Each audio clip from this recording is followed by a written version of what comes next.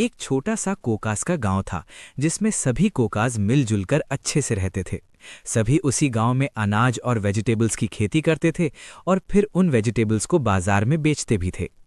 कुछ कोकास मछलियां भी पकड़ते थे और उन्हें बाजार में ले जाकर बेचते थे। वहीं कुछ दूरी पर जंगल में आइस का झुंड था। उनका बॉस बोल रहा था, चलो आज हम कोकास के गांव पे अटैक करेंगे और वहां कब्जा कर लेंगे। सभी उसकी बात मानकर कोकास के गांव की ओर बढ़ते हैं। गांव में पहुंचते ही सभी आइस वहां के कोकास पे अटैक कर देते हैं। वो उनकी वेजिटेबल्स बिखेर देते हैं, गांव में घूमने लगते हैं, सबको भगाने लगते हैं और उनके घरों पे कब्जा कर लेते हैं। वो उनके खेतों में खुद खेती करने लगते हैं।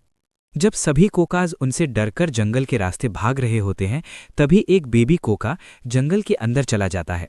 उसके पीछे उसकी बहन कोका भी चली जाती है। पहले कोका को वहां पहुंचते ही एक चमकीली कैंडी दिखती है। वो उसे देखता है और उसका उसे खाने का मन करता है।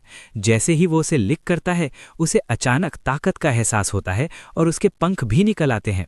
वो उड़ने लगता है और अपने गांव की ओर जाने लगता है। तभी वहां उसकी बहन भी पहुंच जाती है और वो भी उस कैंडी को लिक करती है। उसे भी कुछ अजीब महसूस होता है और उसकी आंखें चमकने लगती हैं। दूसरी तरफ जब उनके पेरेंट्स देखते हैं कि वो नहीं हैं, तो वो उन्हें ढूंढने लगते हैं। तभी वो छोटा कोका अपने गांव वापस पहुंच जाता है और बदमाश आइस को ललकारने लगता है। सभी आइस दौड़ते हुए वहां आते हैं और उस पर अटैक कर देते हैं। सुपर कोका भी जवाब देता है और अपनी पावर से उनको अच्छा सबक सिखाता है। इस तरह वो उन सब दुश्मनों को हरा देता है। दूसरी तरफ आइस का बॉस घर में बैठा था।